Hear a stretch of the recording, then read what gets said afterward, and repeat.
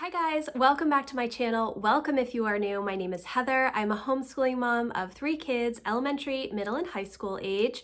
We are in our 12th year of homeschooling this year. If you are not subscribed, I would love for you to hit the subscribe button and the notification bell so you are notified of all of my future videos. Today, I am going to be sharing all about our long homeschool break.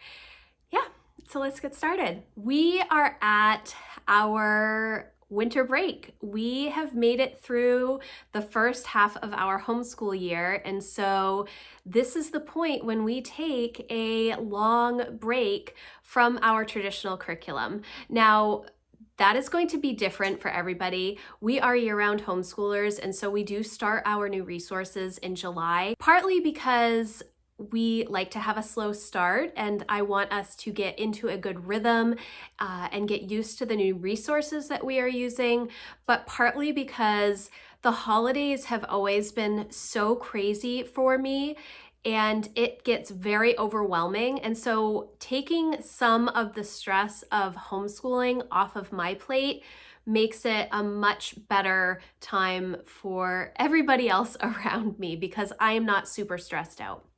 Am I still a little stressed out? Yes, the holidays are stressful for me, but taking away some of the traditional rhythm and routine of our normal days helps me a lot. So what we do is we take off from Thanksgiving to New Year's pretty much every year. I think that the first year that we took off this big chunk of time was the year before Lucy was born, and I think that we took off the month of December. Emma was not even of compulsory age yet. We started homeschooling very early in our home, but Emma was under the compulsory age, so there was no need for me to keep track of anything, and I didn't.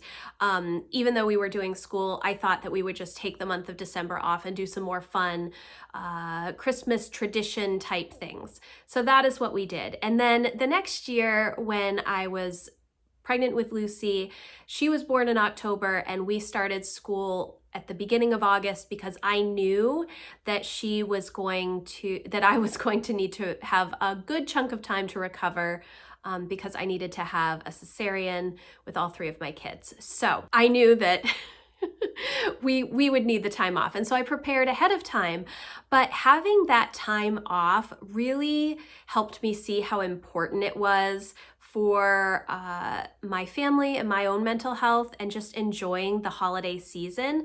So we've continued to do that every year. And every year I give my kids a choice in the summer if they want to start their traditional curriculum early or if they would rather start later in the fall like normal public school kids do, or if they want to take this big break off. And they always want to take this big break off. I think that it's just tradition and they are used to it at this point.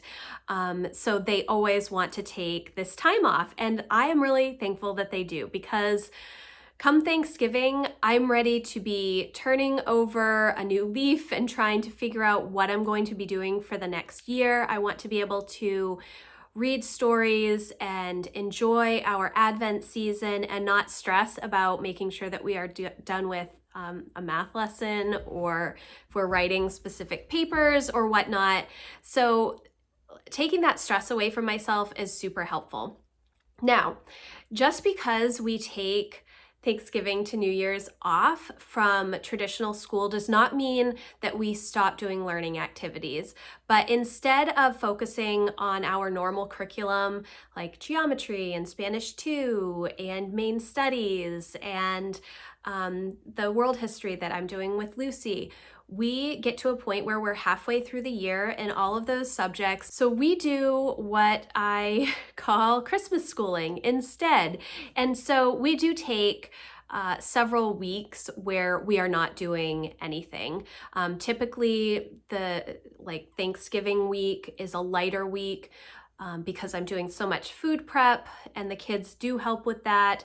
But usually they're finishing up any last minute things for our first semester that week. And then the following week, we pretty much take completely off of school. And then again, the week of Christmas, we usually are not doing anything. But we have about 3 weeks of time in December where I am still doing school, and usually I will find different unit studies or fun activities for us to do. We do a lot of baking, and we do a lot of card making and art projects, and my kids really enjoy making presents for one another. And so we do a lot of project-based learning that way, where they're sewing things, they're creating board games, they are making elaborate towers of boxes. That's what Lucy has been doing lately. And it's just a fun time where they are still learning, but maybe they're not doing the specific traditional curriculum that we normally do. And I think that that's great. So I'm going to share some of the resources that we are going to be using this year. Some of them are resources that we have used in the past, and I've probably talked about them in the past. I do have a couple of new things that we are going to be using this year that I will flip through for you. So what I'm going to do is I'm going to turn the camera around and share those resources with you. But just know that even if you're not doing traditional curriculum, you can still have learning opportunities and study and have homeschool days that are outside what a normal homeschool day may look like in your normal homeschool year. It can still count, but it gives you a chance to maybe take the foot off the gas a little bit and just slow down and really savor the season. And I think that's very important, especially getting towards the end of a calendar year and really thinking about what you want in the next year ahead, and revisiting some of your goals and things that you set up and before you started your homeschool year, just to reflect on those and see if there are changes that you want to make. Having this time where you're not super focused on traditional curriculum gives you a chance to step back and sort of see the big picture, and I think that that's important. Things that we will continue to do: read alouds and read alouds. More read alouds. I think that that is just a practice that I love having as part of our day, and I don't want to get rid of it. If you've watched any of my homeschool update videos recently, you'll know that it was a little crazy in September and October, and I got away from a lot of the read alouds that we traditionally do in our homeschool, and then I brought those back starting at the beginning of November. So yes, we will still be doing those, but I do have some new resources that I want to share with you. So I'm going to turn the camera around and we'll go through those together. So for our Christmas homeschooling curriculum, I guess, that we are going to be using this December, I am planning on using this Christmas Around the World Gather Round Homeschool Unit. We have done a couple of the mini units before, which I have really enjoyed, and I think that it is enough to give us something to do but not be overwhelming. So we do take off Thanksgiving through New Year's every year from our homeschool, from our normal homeschool curriculum.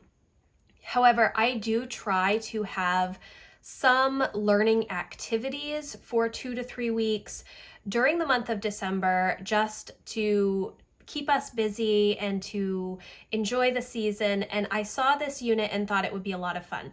Now, it is not bound at the moment. I did print it out. This is the teacher's guide.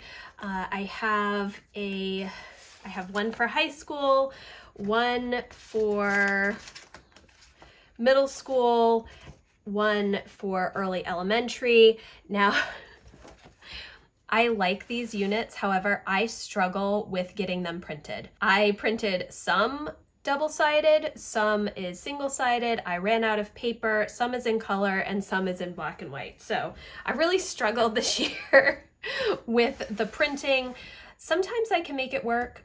This time I did not. For some reason I was able to get the teacher's guide to print correctly, but I have not great paper, so you can sort of see through it. But anyways, so I just wanted to kind of go through this a little bit. They have tons of samples and lists and such on their website, but my plan is really I think I'm going to do this 4 days a week, and then I have another resource that I will show you.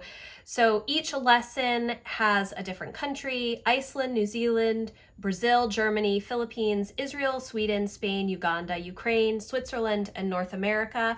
And then there is just a little bit of information about each country, some of the traditions and food, and information to share with your kids. I think that it is a great way to continue learning through the season without a whole lot of stress. So this will not go for any like class particularly. It will just be one thing that we did during the month of December. I'm mainly thinking about Emma with her transcript. I'm not going to include this unit on her transcript, but it will be part of her teacher review for the end of the year. So it comes with, well, when you buy the family version, it comes with the teacher's guide, and then it comes with every single level that they have. I think it starts with pre-reader, maybe is what it is. I don't have a whole lot of experience with these units. We have only done one full unit, which is the entrepreneurship unit, which we did in the summer, and really enjoyed quite a bit. I just chose what age level they would be if they were in public school. Lucy is early elementary, being in 2nd grade. So there's a little bit of copy work, coloring, and drawing in the early elementary. There is crafts to do. You don't have to do everything. There are songs, traditional songs from that country, and it's just a nice little thing to have during the day. Will we do every single country? My plan is yes. I'm not sure if we will do every part of every single country, or if we will we'll probably just pick and choose the activities that we want to use out of this, but having this as an extra thing I think will be good. Now I do obviously still need to punch these and bind them with my coil binding machine. I haven't gotten that far yet, but we're getting close. So then we have the middle school, which is for Jack. And again, it follows the same table of contents and the same layout as the early elementary. It's just more. You just have more places to write more, and there's more work to do. Obviously, as you get older, you are expected to have more work. The thing that I'm most excited about is all of the activities. I think that I'm not sure how much of the labeling and the writing we will do. We'll certainly go through the hymns and other songs, and definitely read all of the information about the country. But I really wanted this mainly for the activity ideas, because I think that the kids are going to enjoy the activities the most. I want it to be fun. I don't want it to feel like school. We do a lot of traditional schoolish things during the year, so I want it to be more project-based. And then for high school, it's the same thing. Again, when you get the family bundle, it does have all of the levels, so that is nice. I do notice that the middle school and the high school tend to have a lot of the same content, so there's not a huge amount of difference between the middle and high school levels. At least that's been my experience in the couple of units that we have used. But I am looking forward to using this, especially just the information about the different countries and how they celebrate Christmas. I enjoy that.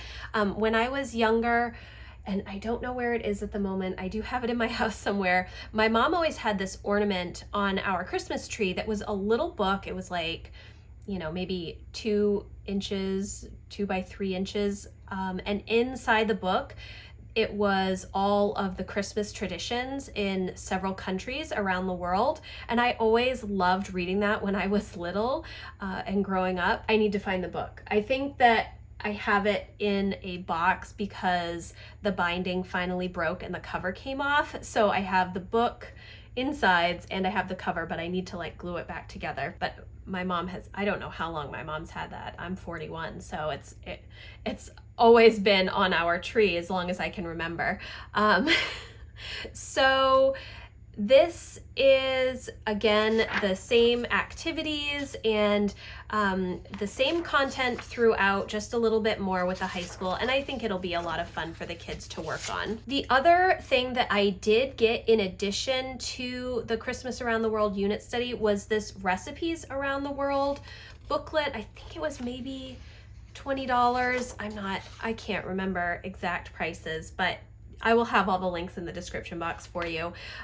This is a recipe book that corresponds with the different countries that you're learning about in the Christmas Around the World unit study. And so I believe there's like a traditional food item and then like a baked good or treat. It has the supply list and the grocery list, so everything that you need to make the things that are in this book. Will we make them all? No, but I do want to sit down and go through these with the kids and figure out which ones we might want to try. So like this one is caramelized potatoes. That does not sound appealing to me, but perhaps the kids will want to do that. So I'm not sure which of these we will do, but I am hoping to pick out a few of them in addition to our regular baking. But I thought that this would be good to have and something that we can use year after year to, enjoy some of the recipes from around the world. This one I was able to print both sides color. So there you go. And then the last resource that we will be using for our Christmas homeschooling this year is this Wild and Free Holidays book. This I got last year, I think. Well, I say that, but it might have been 2 years ago. Again, time means absolutely nothing to me. Yes, so this came out in 2020, and I feel like I got it around the time that it was released. So a couple of years ago now. I really like these Wild and Free books. I have a couple of them. I have the handicrafts one as well, and they have a nature one, and they may have another one. I'm not sure. There is a guide, beginner, intermediate, and advanced, and then there are just different activities throughout the book that you can do, and I will sit down with the kids and go through these activities and see if there is anything that they are like, oh, I definitely want to do that. Sometimes they are really crafty and don't need my help to come up with anything. They just get their own supplies and start to make their own things on their own, which I think is wonderful. But if they are looking for something to do, then I do like to have options for them. So this is a book that I will probably sit down with the kids and go through and decide. There's a list of Christmas books in here, which is great if you want to grab some books from the library. And just, I already have some sticky notes in here of things that we've done in the past. And yeah, so we will go through this and pick out some activities if we want. But the main thing is that I just want to have options. I want to have things that we can do together if we need them. I don't put a whole lot of stress on this. If for some reason we are doing other things and this stuff does not get done, that is okay. It does not make or break our month. For instance, last year I had all kinds of stuff planned out and my kids had the stomach flu for the entire month of December. We did nothing school related besides watching documentaries and Christmas movies and me doing some read alouds. So I want to have some options. I hope that this gave you a couple of ideas, but my main thing is really just to relax and enjoy time with the family. We play a lot of games. We do a lot of puzzles. We light candles. We start doing more hygge homeschooling type things.